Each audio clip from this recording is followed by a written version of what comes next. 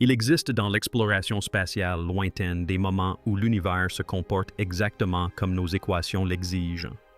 Des moments où tout se déroule selon les lois que nous avons inscrites dans les manuels et répétées de génération en génération. Mais il y a aussi ces moments rares et silencieux.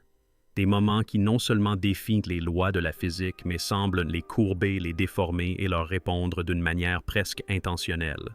Et Voyager, un objet fabriqué par l'homme le plus éloigné de la Terre, vient de vivre l'un de ces moments. Pendant près d'un demi-siècle, Voyager a dérivé toujours plus loin de la Terre, glissant au-delà du champ magnétique du Soleil, au-delà du bouclier de l'héliosphère, dans une région si hostile, si froide, si saturée de rayonnement cosmique, qu'aucune machine n'a jamais été conçue pour y rester opérationnelle. Et pourtant, contre toute attente, Voyager continue de communiquer.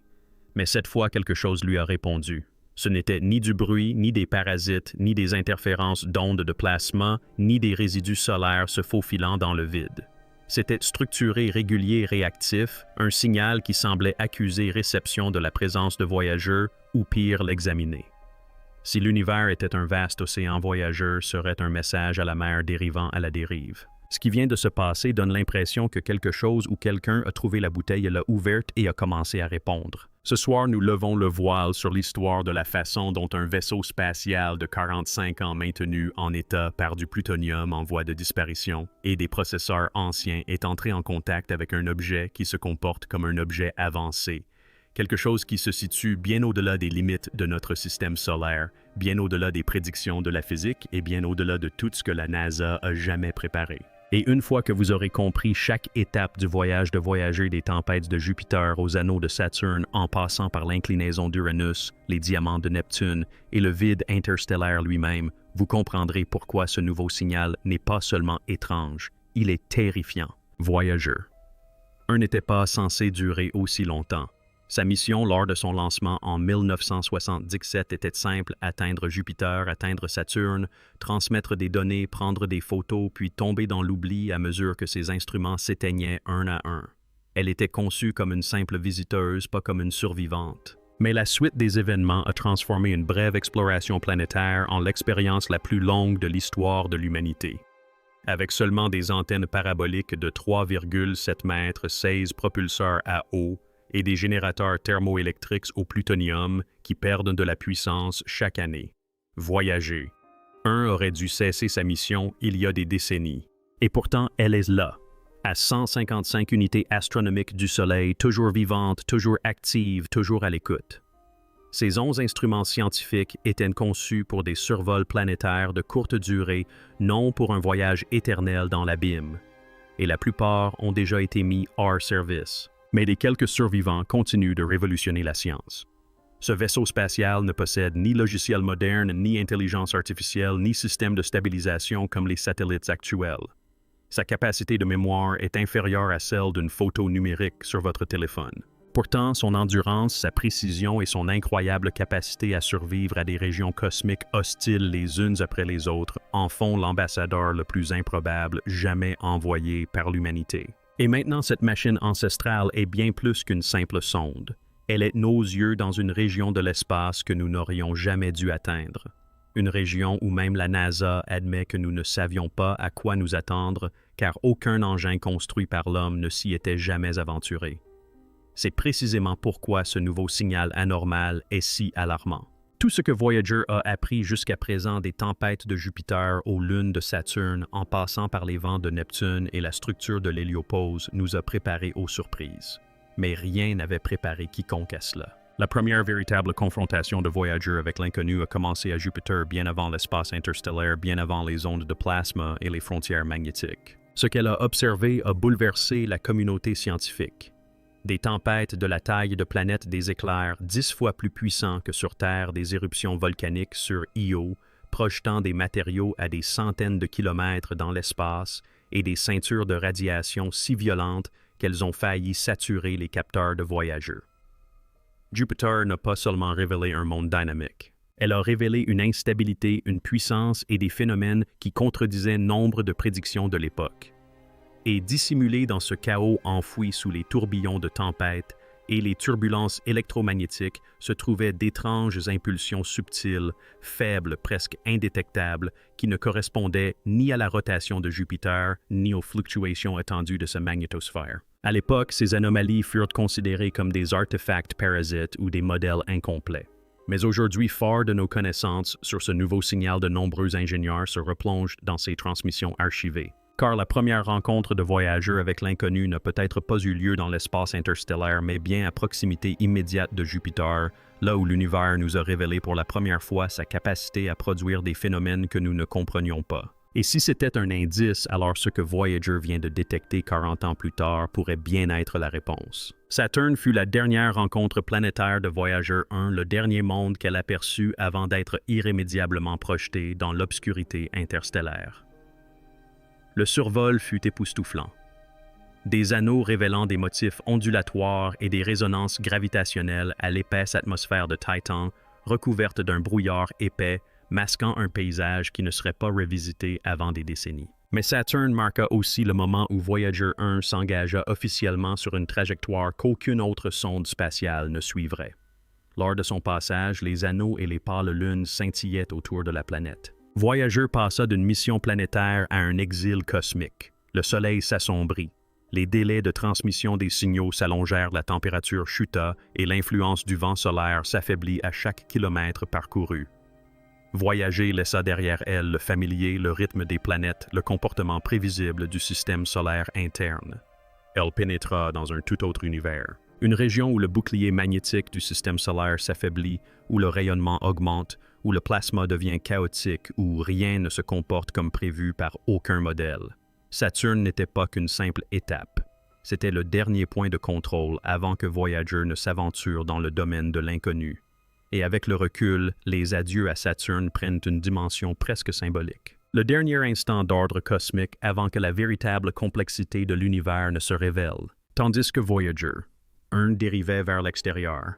Voyager 2 continuait son exploration en territoire plus profond, rencontrant Uranus et Neptune, deux géantes de glace qui se comportaient comme des énigmes cosmiques enveloppées de tempêtes magnétiques. Uranus tournait sur le côté, une planète littéralement renversée par un impact colossal survenu il y a fort longtemps. Sa température chuta jusqu'à moins 196 degrés Celsius. Ses anneaux ténus scintillaient dans l'obscurité et des tempêtes se déchaînaient sans prévenir. Neptune, quant à elle, était balayée par des vents soufflant à 200 km/h, les plus rapides du système solaire, et présentait la mystérieuse grande tache sombre, une tempête qui apparaissait et disparaissait de façon imprévisible. Triton, lune glacée de Neptune, a connu des éruptions de geysers d'azote projetant de la matière dans l'espace avant qu'elle ne se solidifie et ne retombe comme de la neige cosmique. Et sous la surface de ces planètes, les scientifiques pensent que des diamants sont cachés. La pluie tombait littéralement vers le bas, s'infiltrant lentement à travers leur manteau de glace. Ces découvertes étaient d'une importance capitale bien plus grande qu'on ne l'imaginait à l'époque, car plus voyageurs s'enfonçaient profondément, plus il devenait évident que l'univers prospère grâce aux extrêmes pressions, températures, champs magnétiques, processus chimiques, tout cela bien plus étrange que ce que les humains considéraient comme normal. Si la pluie de diamants pouvait exister, si les vents pouvaient être plus rapides que le son, si les planètes pouvaient basculer sur elles-mêmes, alors qu'est-ce qui pouvait bien exister dans les régions situées au-delà de l'influence du Soleil?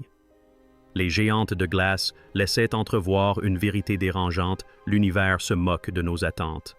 Et lorsque Voyager a finalement franchi le seuil de l'espace interstellaire, cette vérité est devenue indéniable. À mesure que Voyager s'éloignait de la chaleur du Soleil, elle pénétrait dans une région que peu de scientifiques comprenaient vraiment. L'héliosphère, une immense bulle creusée par le vent solaire, agit comme un bouclier protégeant chaque planète, chaque lune, chaque astéroïde et chaque engin spatial construit par l'homme.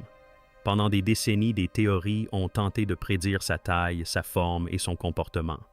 Mais Voyager fut la première sonde à la traverser, et ce qu'elle y découvrit était bien plus complexe que prévu. L'héliosphère n'était pas une frontière lisse et prévisible. Elle était turbulente, instable, mouvante, comme un gigantesque battement de cœur cosmique influencé par les cycles solaires, les tempêtes solaires et les profondes fluctuations magnétiques. Voyager sentait le vent solaire s'affaiblir autour d'elle. Les particules s'amincissaient, ralentissaient, puis disparaissaient progressivement, remplacées par la matière plus dense et étrange du plasma interstellaire. C'est à ce moment que les scientifiques comprirent que l'emprise protectrice du Soleil a ses limites. L'héliosphère n'est pas une bulle infinie ni un bouclier parfait, mais une frontière fragile qui s'achève brutalement. Au-delà de cette frontière se trouve une région où le rayonnement cosmique s'intensifie, où le plasma se comporte de manière imprévisible, où les directions magnétiques s'inversent et se tordent, où rien n'est familier. Voyager traversa lentement ce bouclier qui s'estompait, sentant l'influence du Soleil passer d'une force dominante à un murmure. Et en quittant l'héliosphère, la sonde pénétra dans le domaine de l'inconnu, dans la région où le mystérieux signal allait apparaître plus tard. Finalement, Voyager a atteint l'héliopause, cette frontière ténue où le vent solaire s'éteint et où commence l'espace interstellaire. Pendant des années, les scientifiques ont débattu de l'apparence de cette région. Certains l'imaginaient calme, d'autres chaotique, d'autres encore en transition. Mais personne, absolument personne, n'avait prédit ce que Voyager a découvert. L'héliopause était violente, parcourue de vagues de plasma, s'écrasant comme des tsunamis invisibles de champs magnétiques, se tordant dans des directions inattendues d'énergie, oscillant de manière défiant toute modélisation. Ce n'était pas une frontière douce, mais un front de choc, une zone de collision où les particules solaires percutent les particules interstellaires comme deux océans qui s'entrechoquent. Voyager a détecté des pressions extrêmes, d'étranges fluctuations et des oscillations de plasma qui suggéraient que le milieu interstellaire était bien plus dense et structuré qu'on ne l'imaginait. Il est devenu évident que l'héliopause n'était pas une frontière à franchir, mais un seuil, un point de passage entre la physique familière du système solaire et la physique extraterrestre qui s'y rattache. Et lorsque Voyager a pénétré dans l'espace interstellaire, ses instruments n'ont pas enregistré de calme ni de stabilité. Ils ont enregistré quelque chose qui ressemblait presque à une communication. Des pulsations rythmiques, des oscillations organisées, des motifs qui se répétaient. Au départ, la NASA a supposé qu'il s'agissait de phénomènes naturels. Aujourd'hui, suite à ce nouveau signal, ces hypothèses sont remises en question pour la première fois. Une fois l'héliopause franchie, Voyager a pénétré dans l'espace interstellaire, un lieu si hostile et si différent de l'environnement solaire que chaque instrument à bord a dû s'adapter à une nouvelle réalité. Le champ magnétique du Soleil s'est apaisé, le rayonnement s'est intensifié. Les rayons cosmiques sont arrivés en flux incessant. Chaque particule était un fragment d'explosion lointaine. Des étoiles mortes, des soleils en effondrement. Des vestiges d'anciennes supernovas traversent l'espace à des énergies terrifiantes. Le plasma interstellaire se mouvait comme un océan invisible, dense et froid, soumis à des forces magnétiques que les capteurs de Voyager détectaient à peine. Cette région n'était pas vide. Il était rempli de structures de courants d'ondes de pression et de turbulences de fluctuations massives qui semblaient être presque vivantes. Pour la première fois, l'humanité recevait des données en temps réel provenant de l'extérieur du système solaire. Et ce que Voyager a transmis a stupéfié les scientifiques.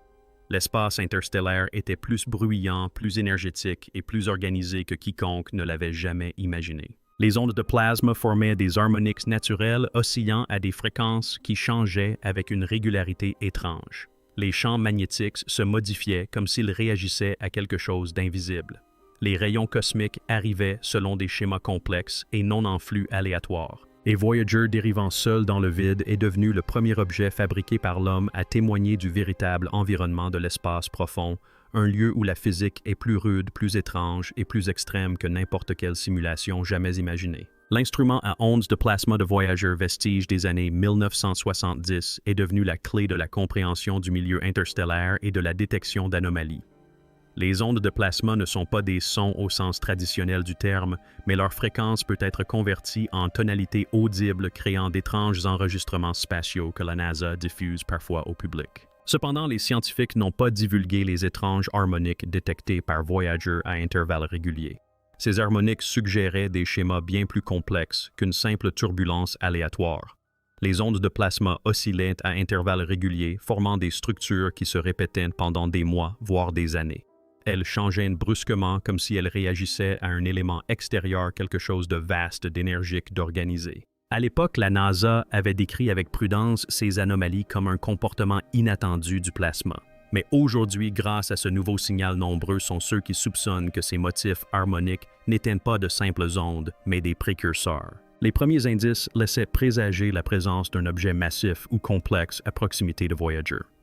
Un objet que tous les modèles astrophysiques ne prenaient pas en compte. Le plasma ne se contentait pas de réagir, il répondait. Et cette réaction allait s'amplifier au fil des années. Des années après le début de son voyage interstellaire, Voyager détecta une faible vibration constante, un bourdonnement à très basse fréquence qui semblait emplir l'espace interstellaire. Elle ne provenait ni de la sonde, ni du Soleil, ni d'étoiles proches, ni d'interférences radio. Il s'agissait de la résonance de fond de la galaxie elle-même, la Voie lactée chantant en silence. La NASA pensait que ce bourdonnement serait régulier et constant, mais Voyager aperçut tout autre chose. Le bourdonnement fluctuait tantôt montant, tantôt descendant, tantôt changeant rapidement comme influencé par un objet massif se déplaçant dans le milieu interstellaire. Ces fluctuations étaient subtiles mais indéniables. Elles sont apparues en l'absence de tempêtes solaires, d'événements cosmiques connus et sans explication plausible. Rétrospectivement, elles semblent coïncider avec les périodes précédant l'apparition du nouveau signal anormal. Ce bourdonnement n'était peut-être pas un simple bruit de fond. Il s'agissait peut-être du premier signe que Voyager n'était pas seul dans l'espace. Les propulseurs à hydrogène de Voyager se dégradaient lentement depuis des décennies. Pourtant, ils restèrent fonctionnels bien plus longtemps que prévu. Mais des années après leur entrée dans l'espace interstellaire, un phénomène étrange se produisit. Les propulseurs commencèrent à se comporter de manière inattendue. Leur synchronisation se déréglait légèrement, leur réponse aux commandes présentait des délais inexplicables d'un point de vue mécanique. Les ingénieurs de la NASA attribuèrent ces problèmes au vieillissement du matériel, à la dépressurisation ou à des défauts de câblage. Mais l'anomalie devint encore plus étrange lorsque les propulseurs se corrigèrent spontanément sans intervention extérieure, réalignant l'antenne de Voyager vers la Terre avec une précision qu'aucun système défectueux ne devrait atteindre. Si la sonde dérivait ou tournoyait, elle devrait perdre définitivement toute communication stable. Or, Voyager ne dérivait pas. Elle restait verrouillée sur la Terre avec une fiabilité accrue. Quelque chose la stabilisait, un élément extérieur, quelque chose interagissant avec sa position ou son champ magnétique. Les ingénieurs ont d'abord écarté cette coïncidence jusqu'à ce que le nouveau signal les oblige à revoir leur position. Près de 40e année de sa mission Voyager a enregistré des distorsions du champ magnétique qui ont déconcerté les scientifiques. Ces distorsions ont persisté pendant des semaines. Elles apparaissaient et disparaissaient soudainement. Elles n'étaient corrélées ni aux tempêtes solaires, ni aux chocs interstellaires, ni aux rayons cosmiques. Ces changements d'orientation magnétique semblaient presque artificiels, lisses et monotones, comme si la sonde avait traversé un champ magnétique artificiel plutôt que naturel. Un scientifique a décrit ce passage comme celui d'un objet massif se déplaçant dans son sillage, mais à l'époque, personne n'osait employer de terme suggérant la présence d'un objet. Aujourd'hui, ces distorsions paraissent bien moins anodines.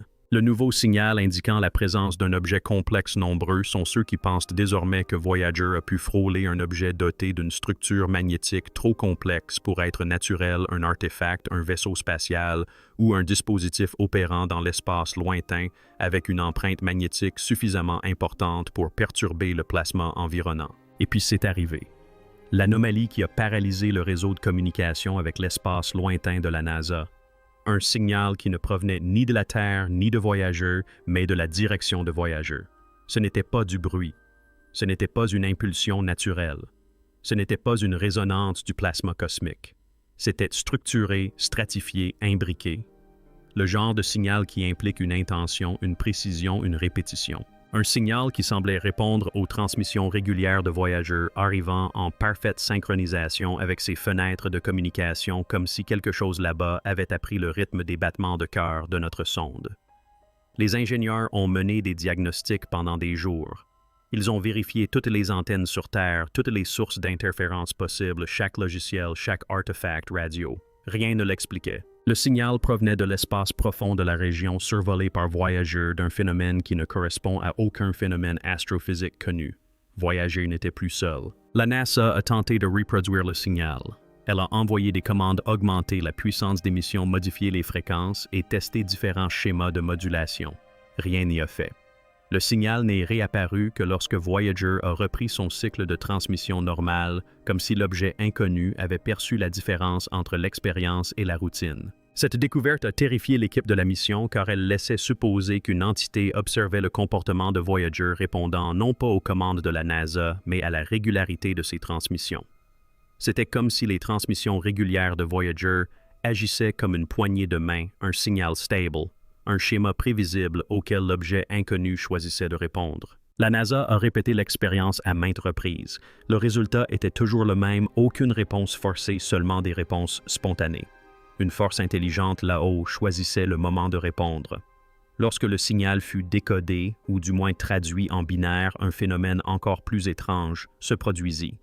Le motif présentait des lacunes, des répétitions structurées et des intervalles de temps qui ne correspondaient ni à du bruit aléatoire, ni à des processus astrophysiques. Dissimulés entre les impulsions répétitives se trouvaient des segments qui imitaient des données, ni du langage, ni des symboles, ni des mathématiques, mais quelque chose qui ressemblait à un paquet compressé. La NASA n'a pas rendu cette information publique, mais des fuites au sein du réseau de communication avec l'espace lointain ont laissé entendre que le signal comportait des sections structurées séparées par des silences prévisibles, un peu comme les entêtes d'un fichier numérique. Et quel que soit l'émetteur, il l'a fait avec une précision bien supérieure à celle de toute source naturelle. Il ne s'agissait pas d'une rafale. Ce n'était pas le chaos, c'était une transmission, une véritable transmission provenant des environs de Voyager. Puis vint le moment que les scientifiques refusent encore d'évoquer publiquement. En analysant d'infimes variations de l'effet Doppler dans le signal, ils détectèrent un mouvement coordonné fluide et accéléré. Il ne s'agissait pas d'une dérive comme celle d'une comète, ni d'une rotation comme celle d'un astéroïde, ni d'une orbite. L'objet se repositionnait délibérément comme s'il tournait autour du vaisseau spatial ou ajustait son orientation. À chaque changement de direction, Voyager enregistrait les fluctuations magnétiques correspondantes. C'était presque comme si un vaisseau spatial effectuait des manœuvres sauf qu'il ne nous appartenait pas. Il ne provenait d'aucun programme spatial connu et son comportement était différent de celui de tout engin construit par l'homme. L'objet n'était pas simplement proche de Voyager. Il interagissait avec elle, s'y intéressait, l'étudiait. Finalement, après des semaines d'analyse, la NASA parvint à une conclusion que personne ne voulait accepter, mais que personne ne pouvait ignorer. Voyager n'avait pas établi de contact avec une planète, ni avec du plasma, ni avec des radiations, ni avec des ondes cosmiques, mais avec un objet extrêmement sophistiqué. Un objet qui émettait des communications structurées, qui se déplaçait avec une intention précise, qui déformait les champs magnétiques, qui réagissait au mouvement de Voyager, qui comprenait Voyager mieux que nous ne la comprenions. Cet objet ne présentait aucune trace de propulsion, aucune émission de chaleur, aucun rejet, aucun rayonnement détectable en dehors de son signal. Elle se comporte comme quelque chose qui ne devrait pas exister, quelque chose qui réécrit les lois de la physique, quelque chose qui aurait pu voyager dans l'espace interstellaire bien avant le lancement de notre première fusée. Et Voyager, l'ambassadrice la plus ancienne, la plus fragile et la plus improbable jamais envoyée par l'humanité, en est devenue le premier témoin. Imaginez un instant. Un engin spatial construit avec la technologie des années 1970, transportant un disque, une aiguille, quelques données et un cœur en plutonium battant, vient de devenir le premier interlocuteur d'une conversation à laquelle nous n'étions absolument pas préparés. Cet objet, quel qu'il soit, a démontré une compréhension du temps, une perception des transmissions de Voyager, une capacité à produire une communication structurée et une maîtrise du mouvement dans un environnement où aucune invention humaine n'a jamais été testée. Il n'a répondu que lorsqu'il l'a voulu. Elle ne bougeait que lorsqu'elle le voulait. Elle restait silencieuse pendant les expériences et ne se manifestait que lorsque Voyager se comportait de manière cohérente, comme si elle analysait non pas le contenu des transmissions, mais le rythme même de l'existence de la sonde. Ce n'est pas le fruit du hasard, ce n'est pas naturel, c'est une interaction. Si cette histoire vous a autant bouleversé qu'elle a bouleversé l'équipe de la mission de la NASA, ne partez pas sans rien dire. Abonnez-vous. Car à mesure que cette enquête progresse, chaque nouvelle information pourrait redéfinir notre place dans le cosmos. Aimez cette vidéo pour que davantage de personnes prennent conscience de ce qui vient de se passer. Et dans les commentaires, dites-moi, pensez-vous que cet objet soit une relique, un vestige ou le premier membre d'une civilisation que nous venons tout juste de rencontrer?